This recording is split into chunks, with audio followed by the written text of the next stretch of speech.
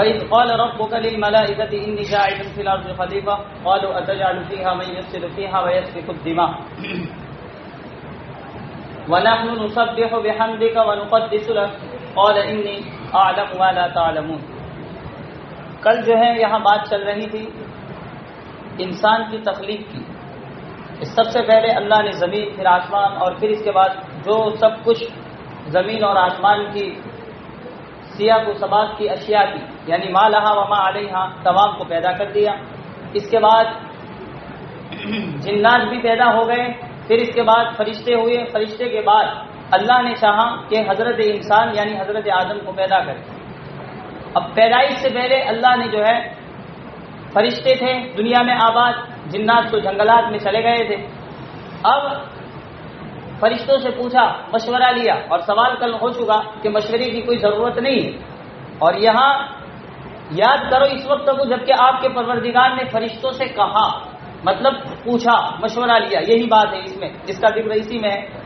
تو وہاں جواب یہ دیا تھا کہ مشورے کی کوئی ضرورت نہیں۔ اللہ نے صرف اپنی طرف سے خود اس لیے پہلے سے پوچھ لیا کہ اگر میں نے پیدا کر لیا انسان اور پھر بعد میں تم نے سوال کیا تو ہو سکتا ہے کہ تم اس سوال کی وجہ سے میرے حکم کو جو ہے ٹھکرانے والے ہو جاؤ اور پھر تم پر سزا عائد ہوئے، اس لیے پہلے جو تمہارے دل میں جو کچھ ہو میرے سامنے کہہ دو تاکہ اس کا جواب تمہیں جو ہے تسلی بخش مل جائے۔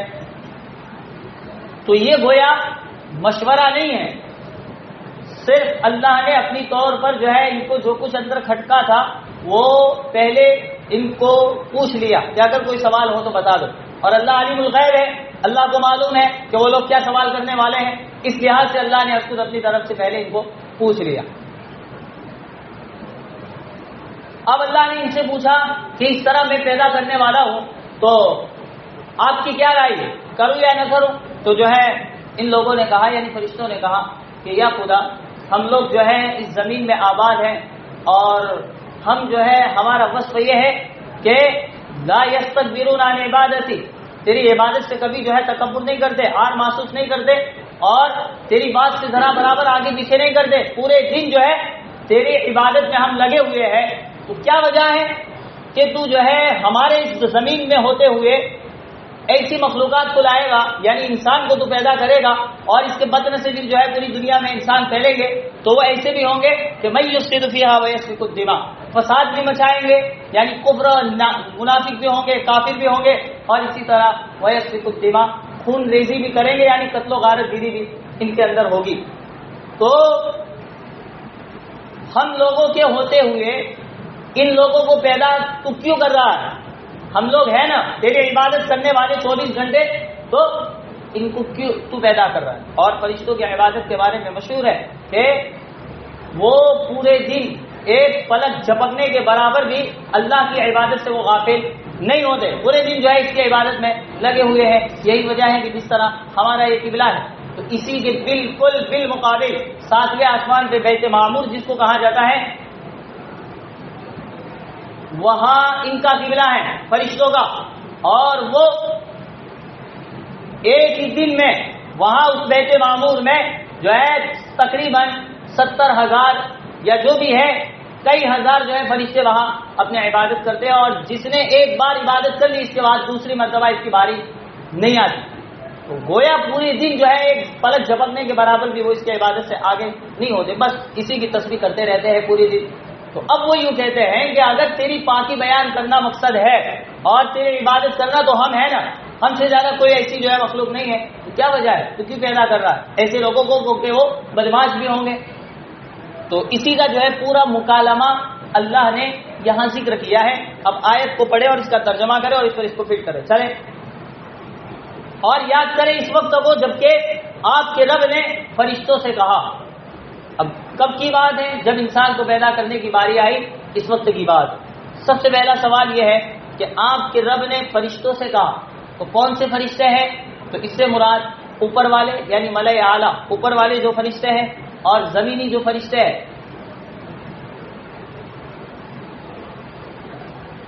وہ دونوں مراد ہیں، یعنی دونوں کو جمع کر کے خدا نے کہا۔ رہا دوسرا سوال کہ کہاں کہاں یہ بات جو اللہ نے کی تو کہاں کی، اور آدم کو پیدا کیا تو یہ سب کہاں ہوا ہے؟ تو بعض نے کہا اوپر ہوا، بعض نے کہا اسی روئے زمین میں کہیں اللہ نے کیا. دونوں قول ہے، اوپر بھی ہو سکتا ہے کہ وہاں جمع کر کے کہا ہو، اور اس روئے زمین پر بھی ہو سکتا ہے. تو آپ کے رب نے فرشتوں سے کہا. اب یہاں پر ایک نحوی سوال یہ ہے کہ آپ کے رب نے فرشتوں سے کہا، تو ملائکہ جو ہے، ملائکہ یہ کیا ہے، مذکر ہے یا مؤنث؟ ملائکہ کیا ہے، مذکر ہے یا مؤنث؟ آپ شرع عقائد میں پڑھیں گے کہ ملائکہ کی جو اوصاف ہے وہاں لا یذکر ولا یؤنث، لا یذکرون ولا یؤنثون، نہ یہ مذکر ہوتے ہیں نہ مؤنث ہوتے ہیں. تو اب جو ہے یہاں اس کی تاثیر لائے، یہ تو نہ مذکر ہے نہ مؤنث ہے. دوسری بات، اگر نہیں ہے دونوں تو کیا ہے؟ اور پھر جو ہے یہ تاثیر لائے. اسی طرح کہیں قول مذکر کا سیگا اور کہیں وہی قولت الملائکہ مؤنث کا سیگا. تو یہ کیوں مؤنث کا لاتے ہیں؟ حالانکہ نہ یہ مذکر ہوتے ہیں، یہ بات طے ہے، اور نہ مؤنث ہوتے ہیں. تو یہ تاکید اس کے پیچھے لگی ہوئی. اس کا جواب آپ تلاش کرنا. آپ کے پروردگار نے فرشتوں سے کہا اس وقت انی جاعل فی الارض خلیفہ، یقیناً میں زمین میں خلیفہ بنانے والا ہوں. یہ تو ابھی پیدائش سے پہلے کی بات چل رہی. پھر وہ بعد میں اللہ نے جو ہے پیدا بھی کر دیا، اور پیدا کرنے کے بعد کہاں کیا، چاہے اوپر کیا ہو ادھر کیا ہو، ہر ایک سے یہ پورا مکالمہ بعد میں آ رہا ہے کہ یقیناً میں زمین میں اپنا نائب بنانے والا ہوں.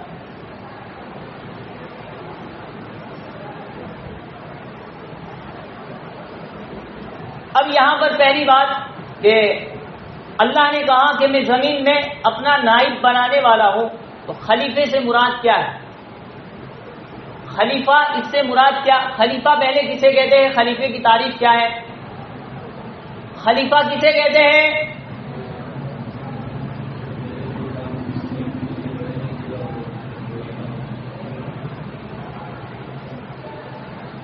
خلیفہ اس کا معنی ہے نائب، یعنی اللہ کے جو احکامات ہیں تو احکام شرعیہ کی تنفیذ، اس کو نافذ کرے گا اللہ کی طرف سے. اس کو کہتے ہیں ہم نائب.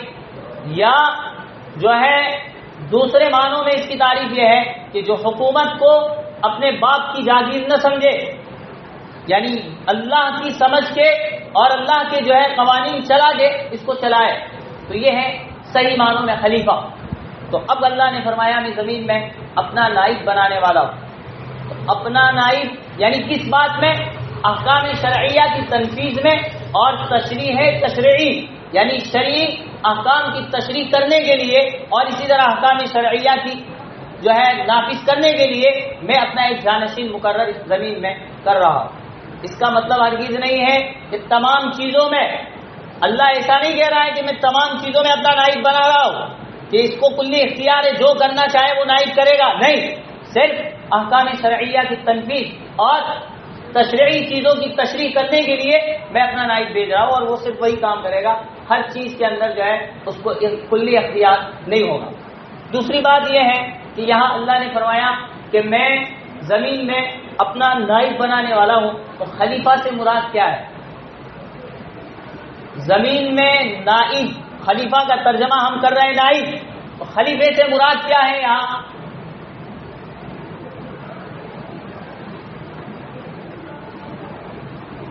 خلیفے سے مراد کیا ہے میں پوچھ رہا ہوں.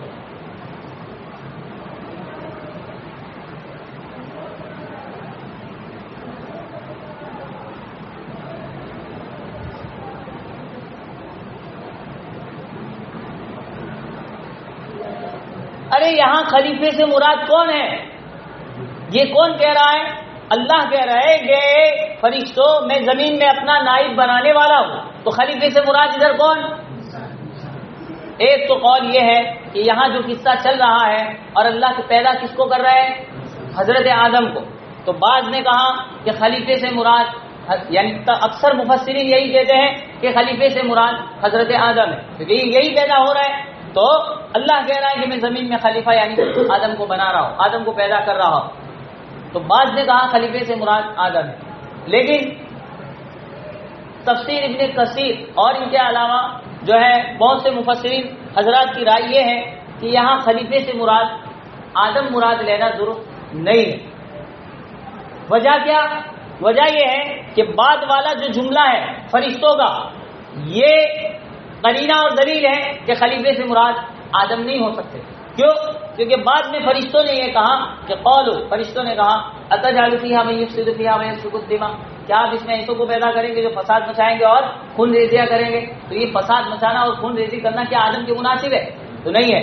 تو بعد والا جو جملہ ہے وہ قرینہ ہے اس بات پر کہ یہاں خلیفے سے مراد آدم نہیں ہو سکتے، کیونکہ بعد والا جملہ اس پر متفق نہیں ہوتا اور یہ ان کے مناسب بھی نہیں۔ لہذا بعض مفسرین نے کہا کہ یہاں خلیفے سے مراد آدم نہیں ہے بلکہ مطلق انسان ہے، اور مطلق انسان اس معنی کر اب خلیفے کا جو ترجمہ ہوگا وہ اس طرح ہوگا کہ اللہ نے کہا کہ اے فرشتوں، میں اپنی اس زمین میں اپنا نائب یعنی انسان کو بنا رہا ہوں، اور اللہ کا نائب یہ صرف آدم نہیں ہے، رہتی دنیا تک جتنے بھی انسان دنیا میں آئیں گے اور اللہ کے احکامات پر عمل کریں گے، لوگوں کو بتائیں گے، وہ تمام کے تمام اللہ کے خلیفہ اور اللہ کے نائب۔ تو تمام انسان کو خلیفہ اس معنی کر کہا گیا کہ یخلف بعضہ بعضا، کہ ان میں سے ایک دوسرے کا نائب بنتا ہے، یعنی ایک جاتا ہے دوسرا آتا ہے تو وہ اس کا نائب بنا، دوسرا گیا تیسرا ہے تو وہ اس کا نائب بنا۔ تو یہاں مراد مطلق انسان ہے، اور مطلق انسان کو خلیفہ اس معنی کر کہا گیا کہ ہر انسان اپنے ماں باپ والے کی طرف سے اس کا نائب بنتا ہے۔ تو یہ یہاں مراد مطلق انسان ہو سکتا ہے کیونکہ بعد والا جملہ انہی مطلق انسانوں کے مناسب ہے۔ تو صحیح بات یہی دوسری ہے کہ یہاں آدم یقینی طور پر نہیں ہے بلکہ مطلق انسان ہے۔ اب رہی یہ بات کہ اگر حضرت آدم بھی مراد لے لیے جائے جیسے کہ بعض نے کہا، لیکن بعد والا جملہ ان پر متفق نہیں ہوگا، اس لیے صحیح بات یہی ہوگی کہ یہاں مطلق انسان ہے۔ اور یہی وجہ ہے کہ اللہ نے کہا کہ ہم خلیفہ بنانے والے ہیں، تو یہ آج خلافت کا دروازہ جو ہے کوئی بند نہیں ہوا ہے، ہاں خلافت شروع ہے، چاہے نبوت کا دروازہ ختم ہو گیا، لیکن اللہ کا نائب تو یہ کوئی ضروری نہیں ہے کہ جو ہے وہ صحابہ کرام الخلافۃ من بعد 30 سنہ وہی تھے، نہیں، بعد میں بھی اگر کوئی صحیح شریعت کے مطابق چل رہا ہے اور بتا رہا ہے اور جو ہے شریع احکامات کو نافذ کر رہا ہے تو وہ بھی خدا کا نائب ہے، اس معنی اگر ہر کوئی خلیفہ ہو سکتا ہے۔ یہی وجہ ہے اللہ نے جو ہے قرآن میں کہہ دیا وعد اللہ الذین آمنوا وعملوا الصالحات لا یستخلفنہم کما استخلف الذین من قبلکم، تم سے پہلے کو جس طرح اللہ نے نائب بنایا اس طرح تمہیں بھی نائب بنائے گا۔ تو یہ کوئی دروازہ اس کا بند نہیں ہے بلکہ شروع ہے۔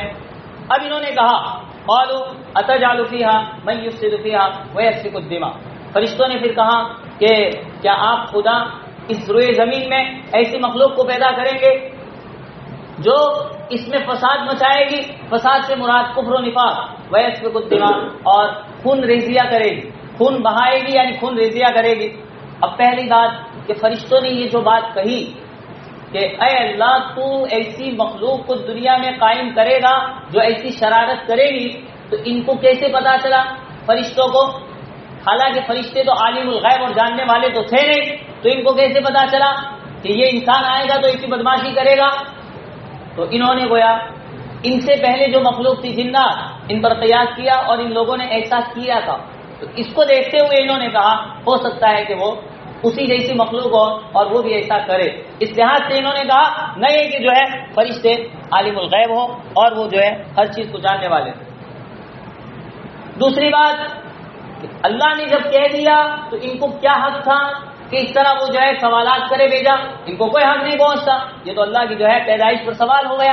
تو اس کا جواب یہ ہے کہ یہاں سوال نہیں ہے اور اللہ کی پیدائش اور تخلیق پر اعتراض نہیں ہے، بلکہ ان کے کہنے کا حاصل یہ ہے کہ اے خدا ہم لوگ جو ہے 24 گھنٹے تیری عبادت کر رہے ہیں، تو ہمارے ہوتے ہوئے جو تو دوسری مخلوق کو پیدا کر رہا ہے انسان کو، تو اس کے پیدا کرنے کی حکمت کیا ہے تیری؟ ہم تو ہے تو پیدا تو کر، ہمیں اس پر کوئی اعتراض نہیں، لیکن اس کی حکمت کیا ہے؟ حالانکہ وہ ایسی شرارتی ہے پھر بھی تو پیدا کر رہا ہے، تو تیری حکمت کیا ہے اس میں؟ تیری مصلحت کیا ہے؟ تو یہاں سوال حکمت اور مصلحت کا ہے، نفس پیدائش پر سوال نہیں۔ اسی طرح عام طور پر جو سوال ہوتا ہے اس کا دوسرا جواب یہ بھی دیا ہے کہ ایک سوال ہوتا ہے ازالہ شک کے لیے، انسان کو شک ہوتا ہے تو اس کو ازالہ کرتا ہے اور اس کے لیے سوال کرتا ہے، اور ایک ہوتا ہے شوق کے خاطر انسان سوال کرتا ہے، تو یہاں یہ شک کے لیے سوال نہیں ہے بلکہ ان کو اس بات کا شوق ہے کہ اے خدا ہمارے ہوتے ہوئے ان کو پیدا کرے گا تو کیوں پیدا کر رہا ہے، تو ہمیں اس کا جواب دے، ہمیں جو ہے اس کو جاننا ہے۔ یہ کوئی یہ ضروری نہیں ہے کہ گویا ہم تیری تخلیق پر بالکل برہا گے، لیکن ہمیں شوق ہے اس بات کا کہ ہم جانیں کہ کیوں وہ دنیا میں آ رہے ہیں۔ اب اللہ نے فرمایا، پھر انہوں نے اپنا جملہ دہرایا، وَنَحْنُ نُسَبِّحُ بِحَمْدِكَ وَنُقَدِّسُ لَكَ، حالانکہ ہم تیری حمد کی تسبیح بیان کرتے ہیں اور نقدس لک، تیری پاکی بیان کرتے ہیں۔ ہاں ظاہر سی بات ہے کہ ان کی اوصاف خود انہوں نے بیان کیے کہ ہم جو ہے ایسی مخلوق ہے، تو پھر تجھے کیا حکمت ہے ان لوگوں کو پیدا کرنے کی۔ اب یہاں بظاہر تکرار لگ رہا ہے، نسبح بحمدک ونقدس لک، دونوں حمد کے الفاظ ہیں، لیکن میں بتا چکا ہوں حمد کچھ اور ہے اور تقدیس یعنی تحمید کچھ اور ہے۔ تو یہاں دونوں میں تکرار نہیں ہے، کیونکہ پہلے دو لفظ آ چکے، من یفسد فیہا، جو ان میں فساد مچائیں گے، تو اس کے مناسب نسبح بحمدک ہے۔ فساد مچاتے ہیں انسان، تو فرشتے کہہ رہے ہیں ہم اس کی بجائے تیری تسبیح کرتے ہیں، یعنی تیرے تجھ کو عیوب سے پاک کرتے ہیں۔ اور دوسرا لفظ وہاں انسان کے لیے یہ تھا کہ وہ خود ریزیا کریں گے، اس کے بجائے فرشتے کہتے ہیں نقدس لک، ہم ان کی دوسری صفت کے مقابلے میں ہم 24 گھنٹے جو ہے تیری پاکی بیان کرتے ہیں۔ تو یہ کوئی تکرار نہیں ہے، بلکہ یہ ہر ایک پر تقسیم ہے۔ اب انہوں نے، اللہ نے فرمایا انی اعلم ما لا تعلمون، فرشتوں کو اب اللہ نے جواب دیا کہ میں یقیناً جانتا ہوں وہ باتیں جو تم نہیں جانتے۔ یعنی اللہ نے فرما دیا کہ دیکھو کیا حکمت ہے، کیا مصلحت ہے، وہ کیوں آ رہے ہیں دنیا میں، تو ان کو پیدا کرنے کی جو بھی حکمت اور مصلحت ہو میں جان رہا ہوں، وہ جو تم نہیں جانتے۔ یعنی انسان میں وہ کون سی ایسی کشش ہے اور کون سی ایسی صلاحیت ہے کہ جس کی وجہ سے میں اس کو لے آ رہا ہوں، تو میں جان رہا ہوں تم نہیں جانتے۔ تو یہاں سے بات ثابت ہو گئی کہ عالم الغیب اگر صرف جاننے والا ہر بات کو ہے تو اللہ ہے، اور وہ تو خود قرآن میں کہہ دیا کہ ان اللہ عنده علم الساعة وينزل الغیث، وہ سب وہی چیزیں اللہ کے ساتھ خاص ہے۔ اب اس کے بعد اللہ نے پھر باقاعدہ، یہ تو پہلے پیدائش سے پہلے کی بات ہوئی، اب اس کے بعد انہوں نے مصلحت جاننا چاہا، لیکن اللہ نے کہا میں جان گا، تمہیں پتا نہیں۔ اب اللہ نے باقاعدہ مناظرہ کروایا، یعنی ان کو بتایا، پریکٹیکل شکل میں پیدا کر کے بتایا کہ دیکھو تم لوگ جو سمجھتے تھے، تمہیں تھا کہ بھائی کیا حکمت ہے، تو وہ حکمت میں تمہیں باقاعدہ آنکھوں سے دکھا رہا ہوں کہ وہ انسان آئے گا تو اس میں کون سی ایسی صلاحیت تھی جو ہمارے پاس نہیں تھی، تو ہم جو ہے تمہیں باقاعدہ آنکھوں سے دکھا رہے ہیں کہ اس وجہ سے ہم اس کو لا رہے ہیں دنیا میں۔ اور دوسری بات یہ ہے کہ فرشتوں کے دلوں میں یہ بات چھپی ہوئی تھی، اور وہ بارہا اس چیز کو دہرا رہے تھے کہ لا یخلقون اللہ خلقا اکرم منا، کہ ہم جب اس دنیا میں آ گئے جنات کے بعد، تو اللہ اب اس کے بعد ہم سے زیادہ معزز کسی مخلوق کو پیدا نہیں کرے گا۔ اللہ کے کبھی ایسی مخلوق کو پیدا نہیں کرے گا جو ہم سے زیادہ معزز، کیونکہ ہم ہی جو ہے عبادت والے ہیں اور سب کچھ کر رہے ہیں، تو ہم ہی سب سے معزز ہیں، ہم سے زیادہ کوئی دنیا میں معزز مخلوق نہیں آ سکتی۔ ان کو ایسے دل میں تھا، اور پھر سوال بھی ہوا تو اللہ نے چاہا باقاعدہ ان کا جو ہے ازالہ ہونا چاہیے، اس لیے باقاعدہ اللہ نے پھر مناظرہ کروایا۔ اور مناظرہ کیسے ہوا کہ اللہ نے پہلے حضرت آدم کی تخلیق کی، یعنی حضرت آدم کو مٹی سے اللہ نے جو ہے پیدا کر دیا، اور پھر پیدا کرنے کے بعد جو ہے ان کو ادھر کھڑا کیا، فرشتوں کو اس طرف کھڑا کیا، اور کھڑا کرنے کے بعد اللہ نے پھر آدم علیہ السلام کو تمام چیزوں کے اسماء بتلائے۔ پڑھے آگے، وَعَلَّمَ آدَمَ الْأَسْمَاءَ كُلَّهَا، اور اللہ نے آدم علیہ السلام کو تمام کے نام سکھلا دیے، تمام چیزوں کے نام سکھلا دیے۔ اب یہاں ہوا کیا، پیدا ہو گئے، یہ فرشتے بھی ادھر کھڑے ہو گئے، اب اللہ نے آدم کو تمام کے نام بتلا دیے۔ سب سے پہلی بات، تمام چیزوں کے نام مطلب کیا؟ اب یہاں سے بعض لوگ یہ سوال قائم کرتے ہیں کہ خدا نے کہا کہ میں نے آدم کو تمام چیزوں کے نام بتلا دیے، علامہ سکھا دیے، بتلا دیے، تو بعضوں نے کہا کہ دیکھو اللہ نے کہا کہ میں نے آدم کو تمام بتلا دیے، تو معلوم کیا ہوا، آدم کو سب پتا ہے، خدا نے ان کو بتا دیا تھا، تو وہ آدم سب جاننے والے تھے۔ حالانکہ اس سے وہ یہ کہتے ہیں کہ آدم عالم الغیب تھے، یعنی سب جاننے والے تھے، کیونکہ خدا کہہ رہا ہے کہ میں نے سب بتا دیا ہے۔ تو یاد رکھے یہاں جو کہا الاسماء کلھا، تو تمام سے مراد پوری دنیا کی چیزیں نہیں، بلکہ جو ان کے مناسب اور ضروری تھا، جو ان کو جاننا ضروری تھا اتنا ہی سکھایا. اس کا ہرگز مطلب نہیں ہے کہ پوری دنیا کی ہر شے ذرہ ذرہ ان کو بتا دیا. تو یہاں سے وہ سوال قائم نہیں ہوگا کہ یہاں تمام سے مراد جو ان کے لیے ضروری تھی اشیاء وہی. اب کیا بتایا؟ تو اللہ نے مثلا دنیا کے اندر جو مخلوقات ہے، جانور ہے، ان میں سے ہر ایک کے کچھ نہ کچھ نام، مثلا کہ یہ بکری ہے، اس کو بکرا کہتے ہیں، یہ بکری ہے، یہ گائے ہے، یہ بیل ہے، یہ بھینس ہے. اس طرح جانور اور جو موٹی موٹی اشیاء تھی ہر ایک کے نام بتائے ان کو. اور اسی طرح صرف نام بتانا مقصد نہیں ہے کہ بتا دیا کہ بھائی یہ بکری ہے بس، ایسا نہیں، بلکہ اس کا کام کیا، وہ کیسے پیدا ہوتی ہے، وہ بڑی ہو کے کیا کرتی ہے، اور اس کو کیسے پالا جاتا، یعنی تمام ما لہا وما علیہا، اللہ نے جو جو ضروری تھا وہ ہر ایک کا بتا دیا. اب یہاں پر اللہ نے فرمایا اللہ نے آدم کو علمہ، سکھایا، تعلیم دی. تو یاد رکھے جو تعلیم ہے، تعلیم علم وہ دو طرح کا ہے. علم کی دو قسمیں ہیں، ایک ہے علم کسبی اور ایک ہے فطری. یہاں پر اللہ نے جو آدم کو تعلیم دی، سکھایا، تو اس سے مراد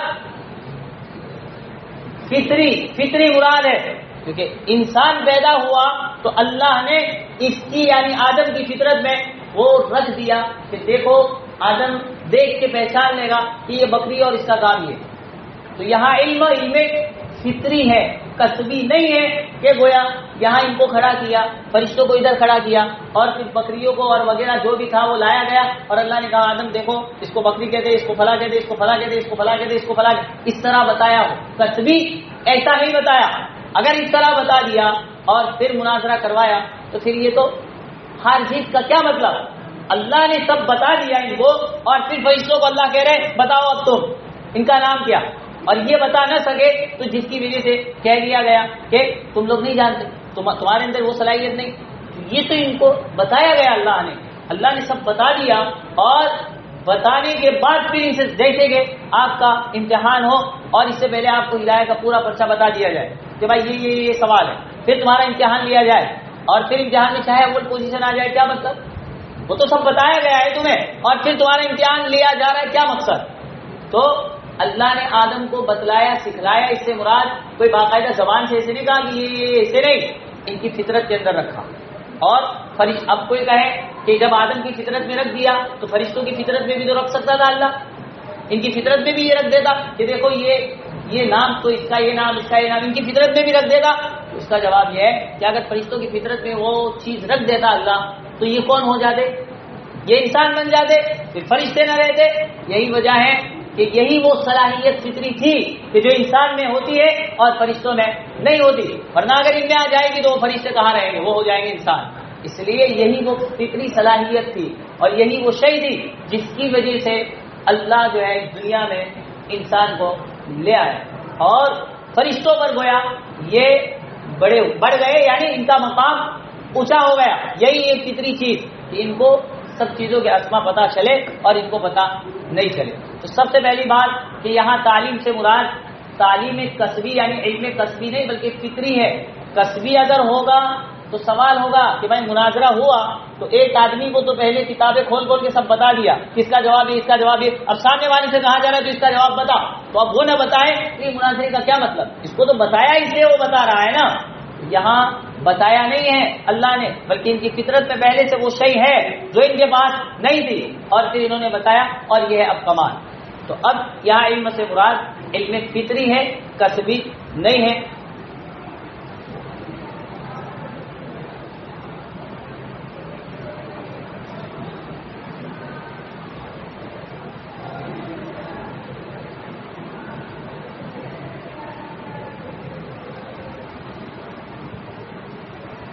وَعَلَّمَ آدَمَ الْأَسْمَاءَ كُلَّهَا، اللہ نے آدم علیہ السلام کو تمام کی اسماء سکھلا دی.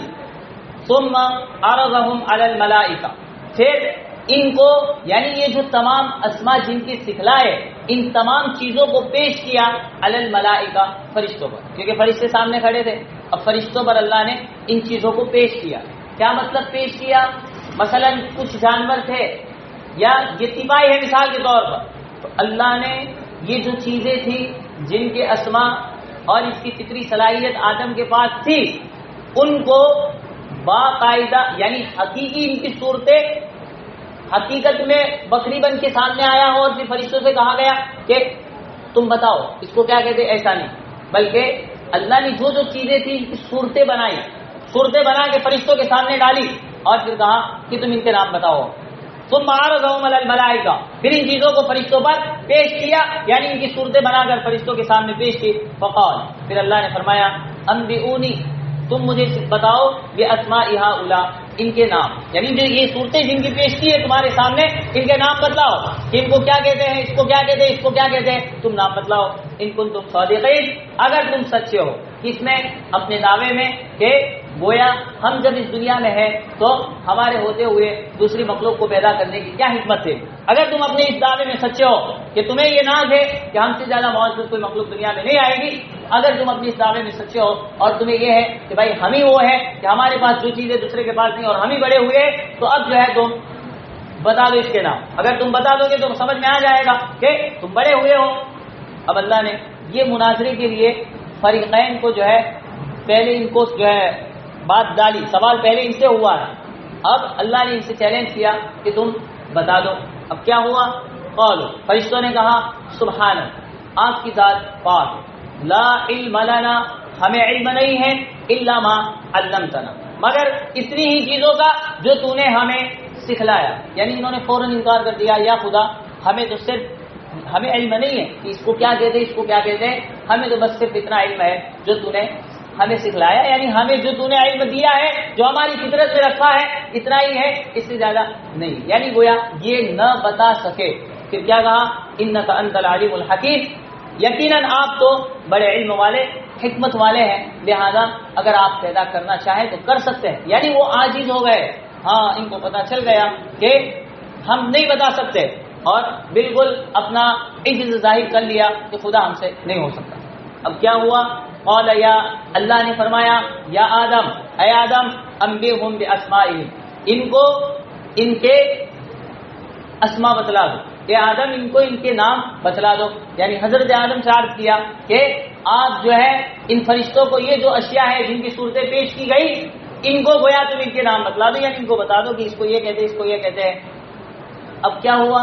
آدم علیہ السلام نے بڑی تیزی سے ان کو جو ہے نام شمار کروا دی کہ یہ بھائی یہ ہے، یہ ہے، یہ ہے، یہ ہے. اب کیا ہوا؟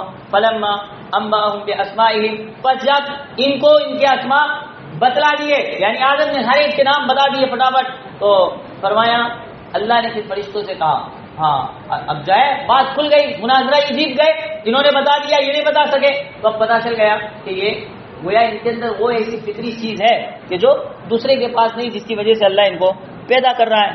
لہذا اب جو ہے اللہ نے فرمایا، قال، اللہ نے فرمایا علم. اب یہاں ایک بات سمجھے کہ آج تقریروں کے اندر لکھا ہے اور سب بولتے ہیں اور تقریریں کرتے ہیں کہ سب سے پہلے تو یہاں یہ مناظرہ جیتے کون؟ آدم علیہ السلام. اور آدم علیہ السلام کون ہے؟ نبی ہے.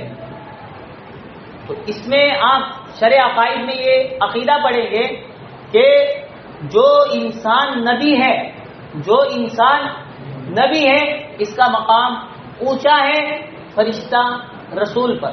یعنی رسول نبی، رسول انسان ہو یا انسان نبی ہو تو اس کا مقام اونچا ہے کس پر؟ رسول. کیونکہ رسول جو ہوتے ہیں، رسول وہ فرشتوں میں بھی ہوتے ہیں اور انسانوں میں بھی ہوتے ہیں. رسول فرشتہ بھی ہوتا ہے اور انسان بھی ہو سکتا ہے. تو رسول جو انسان ہوتا ہے، جیسے کہ حضرت اللہ کے رسول، بیک وقت رسول بھی ہے، نبی بھی ہے، تو جو انسان رسول ہے تو وہ افضل ہے، اس کا مقام اونچا ہے کس پر؟ فرشتہ رسول پر. اسی طرح مطلق انسان، مطلق فرشتہ، یعنی فرشتہ ہے لیکن فرشتے میں وہ رسول نہیں، ایک طرف مطلق انسان ہے اور ایک طرف مطلق فرشتہ ہے، تو اس میں مطلق انسان کا مقام فرشتے سے بڑھ کر ہے. اور اگر انسان رسول ہے تو فرشتے رسول سے بڑھ کر ہے. اور تیسری صورت یہ ہے کہ مطلق انسان ہے اور اس طرف فرشتہ رسول ہے، تو اس میں یہ فرشتہ جو رسول ہے وہ مطلق انسان سے بڑھ جائے گا. ورنہ مطلق انسان مطلق فرشتے سے بڑھ کر ہے جب تک وہاں رسول فرشتہ نہ ہو. تو یہ 3 صورتیں اور یہ 3 عقیدے آپ وہاں پڑھیں گے. معلوم یہ ہوا کہ انسان کا مقام فرشتے کے مقابلے میں اونچا ہے. وجہ بس یہی کہ اس کے پاس یہ وہی فطری شے ہے کہ جو فرشتے کے پاس نہیں ہے. اور اس کی تکلیف، اس کو جو اللہ مکلف بنا رہا ہے تو اس کے اندر دونوں پہلو ہے، جبکہ وہاں خیر ہی خیر ہے، لہٰذا اس وجہ سے یہ آگے ہو. یہ تو تھی ایک بات. دوسری بات یہ ہے کہ یہاں عام طور پر تقاریر میں اس قصے کو پیش نظر رکھ کے جو ہے تقاریر میں یہ بیان کیا جاتا ہے کہ علم ہی تو یہی وہ شے تھی جس کی وجہ سے آدم کو فضیلت دی فرشتوں پر. حالانکہ یہ بات 100% غلط ہے. وجہ کیا؟ حقیقت یہ ہے کہ یہاں اللہ نے انتخاب کی جو وجہ یعنی منتخب کرنے کی جو وجہ طے کی ہے وہ کیا ہے؟ وہ علم ہے کہ اللہ نے آدم کا انتخاب کیا تو اس کے لیے جو موضوع طے کیا وہ کیا؟ علم. کیونکہ ان کو علم تھا ان چیزوں کا اور ان پر علم نہیں ہوا. تو انتخاب کی وجہ، آدم کے انتخاب کی وجہ جو بنی اور اللہ نے جو موضوع طے کیا تھا وہ علم تھا، کیونکہ ان کے پاس تھا اور ان کے پاس نہیں تھا. لیکن اس کا ہرگز یہ مطلب نہیں ہے کہ آدم یہ انسان بڑھ گیا علم ہی کی وجہ سے. نہیں، یہ بات 100% غلط ہے. کیوں؟ اس لیے کہ صرف علم کی وجہ سے افضلیت نہیں ملی ہے. وہ تو اللہ نے ان میں انتخاب کی وجہ یہ رکھی. تو کیوں رکھی؟ کہ سب سے پہلے بدرجہ اتم عبدیت حضرت آدم میں موجود تھی. ہاں، عبدیت یعنی عبد کا مادہ، خدا کا غلام بننا، پورا سر تسلیم اپنے آپ کو کسی کے پیروں میں ڈالنا. تو یہ عبدیت کی جو صفت ہے وہ کوٹ کوٹ پر حضرت آدم میں پہلے سے موجود تھی. تبھی جا کے اللہ نے ان کے اندر یہ علم کو انتخاب کی وجہ بنائی. یہ صرف علم کی وجہ سے وہ افضل نہیں ہو گئے، بلکہ عبدیت کی صفت ان میں کوٹ کوٹ کر بھری ہوئی تھی. تو ان 2 چیزوں کو دیکھ کے اصل بنی علم کی وجہ، لیکن پہلے وہ عبدیت کی چیز تھی تبھی جا کے اللہ نے ان کے اندر علم کی وجہ انتخاب کی رکھی. مثلا اس کو سمجھے، یہ جو کہتے ہیں کہ یہی وہ علم تھا اس کی وجہ سے آدم کو فضیلت یعنی انسان کو فضیلت ملی کس پر؟ فرشتوں پر. یعنی خلاصہ کیا وہاں سے نکلتا ہے کہ علم والا ہوتا ہے تو وہ دوسرے کے مقابلے میں افضل ہوتا ہے. تو وہاں سے تو یہی نکلا کہ علم سے افضل ہو گئے، حالانکہ علم سے نہیں ہوئی. 2 چیزیں ہیں. علم کا اعتبار کب ہوگا؟ جبکہ اس کے اندر عبدیت ہے. لیکن کوئی انسان عبدیت سے بالکل کورا ہے. مثلا آج ہے مسلمان ہی، بہت بڑا علامہ ہے، کتابوں کی کتابیں اس کو جو ہے دھوپ ہے، سب جان رہا ہے، معلومات کی بھرمار ہے، لیکن ذرہ برابر اس کے پاس عبدیت نہیں. عبدیت کسے کہتے ہیں؟ کہ خدا کے احکامات کے اپنے آپ کو بالکل تابع کرنا. ہاں، گناہ ہو جائے تو نسبت یوں کرے کہ میرا قصور ہے، ربنا ظلمنا، حالانکہ وہاں شیطان سے ہوا، پھر بھی ربنا ظلمنا ربنا پھر لنا، ہم ہی قصوروار ہے. یہ ہے عبدیت. ہر چیز میں اللہ کی طرف نسبت نہ کرے بلکہ اپنا قصور سمجھے اور پورا جو ہے اپنے آپ کو اللہ کے تابع کر دے. یہ ہے. تو اگر ایک انسان ہے سب کچھ جان رہا ہے، علم کی بھرمار ہے اس کے پاس، لیکن ذرہ برابر جو ہے اس کو اللہ کا خوف نہیں ہے، تو کیا یہ اس علم کی وجہ سے وہ دوسرا انسان جہاں وہ عالم نہیں ہے لیکن پوری عبدیت اس کے پاس موجود ہے، تو کیا یہ اس پر بڑھ جائے گا؟ قیامت تک نہیں بڑھ سکتا. اور وہاں جو حدیث میں ہے فضل العالم علی العابد کفضل لیلۃ القمر لیلۃ البدر علی القمر کسائر الکواکب، جو ہے حدیث کہ عالم کی فضیلت عابد پر ایسی ہے جیسے کہ 14ویں کی چاند کی وہ ستاروں پر. تو وہاں عالم کی فضیلت عابد پر جو ہے، تو عالم سے مراد وہ نیرا عالم، نفس جاننے والا وہ مراد نہیں. ہاں، نفس جاننے والا مراد نہیں، یہ جو علم صرف ہے اس کے بعد وہ نہیں ہے، بلکہ علم مال عمل دونوں ہے، تو اب وہ افضل ہے عابد پر. ورنہ اگر صرف علم والا ہے لیکن اس کے ساتھ ساتھ جو دوسرا جو عابد ہے اس کے بالمقابل یہ صرف علم والا ہے اور یہ عابد عبادت گزار ہے، عمل ہے اس کا، اور اس عالم کا عمل نہیں صرف علم ہے، تو وہ اس کے مقابلے میں آگے بڑھ جائے گا. اس لیے یہاں جو بڑی زور و شور سے تقریریں کر رہے ہیں کہ یہی وہ علم ہے کہ جس کی وجہ سے آدم کو جو ہے ملائکہ پر فضیلت دے دی، تو یہ تو اللہ نے صرف انتخاب کی وجہ رکھی ہے. ہاں یہ کوئی افضل کرنے والی یہ چیز نہیں ہے، یہ چیز افضل کرنے کی صرف اللہ نے وجہ بنائی، لیکن کب بنے گی؟ جبکہ اس کے اندر وہ چیز ہو تب جا کے جو ہے وہ افضل ہوگا، ورنہ نفس سے علم آ جانے سے وہ کوئی افضل نہیں بن جائے گا. اور اللہ نے آدم کے اندر وہ انتخاب کی وجہ اس لیے رکھی کہ ان کے اندر دیکھا پہلے اللہ نے کہ اس میرے بندے میں ابدیت پہلے سے ہے مکمل طور پر، تب اس میں یہ وجہ رکھی. ورنہ ایک انسان ہے کہ جس کے پاس اللہ کے احکامات کا کوئی لینا دینا نہیں، اب ہم اس کو یوں کہہ دیں کہ تو خالی صرف مدرسے جا کے 9 سال پڑھ لے تو جو ہے ہر انسان پر افضل ہو جائے گا، تو یہ نہیں ہوگا. یہ رکھا اس کو کب یہ کہا جائے گا؟ جبکہ اس کے بعد وہ پہلی ابدیت والی صفت ہو، تب جا کے یہ مقام ہے، ورنہ تو اس کا کوئی اعتبار نہیں. لہٰذا آج لوگ اس کو سہارا بنا رہے کہ دیکھو یہی وہ علم ہے جس سے افضل بن گئے، حالانکہ یہ بکواس ہے. ذرا سوچنا چاہیے، کیونکہ اس کا مطلب تو یہ نکلا کہ آدم کے پاس گویا علم آ گیا تو وہ بڑھ گئے، حالانکہ ایسا نہیں ہے. دوسری شے علم تو کیا، اس سے بھی بڑھ کر دوسری جو شے ہے وہ ان کے پاس بدرجہ عطم موجود ہے، اور اس کی وجہ سے گویا وہ بڑے ہیں. لہذا یہ مقولہ دہرانے سے پہلے اس کی وضاحت ہونی چاہیے. چلے قال، اللہ نے فرمایا الم اقل لکم، کیا میں نے تمہیں نہیں کہا تھا کہ انی اعلم غیب السماوات والارض، یقیناً میں آسمانوں اور زمین کے غیب کو جانتا ہوں. ہاں اللہ نے کہہ دیا آسمان اور زمین ہر شے کی جو ہے پوشیدہ راز اور سب چیزوں کو میں جانتا ہوں. میں نے تمہیں پہلے کہہ دیا تھا کہ تم سوال کیوں کر رہے ہو، لیکن میں نے تمہیں بتا دیا، لیکن پھر بھی پریکٹیکل شکل میں نے تمہیں کروا دیا تاکہ تمہیں اب تو سمجھ میں آ گیا کہ میں جان رہا ہوں اس کی حکمت کیا ہے. اب تمہارے سامنے وہ پوری بات کھل گئی. اب یہاں پر اللہ نے پورے قرآن میں آپ دیکھیں گے کہ آسمان کا جو لفظ ہے وہ جمع لے آئے سماوات، اور ارض کا جو صیغہ ہے وہ کہیں اللہ نے جو ہے جمع کا ذکر نہیں کیا بلکہ واحد اور مفرد ہی لے آئے. کیا وجہ ہے؟ آسمان 7 ہے اور زمین کتنی ہے؟ 1 ہے. تو پھر کیوں واحد لے آتے ہیں ہر جگہ؟ زمین 7 ہے، اس پر کیا دلیل؟ آسمان تو چلو جمع ہے، لیکن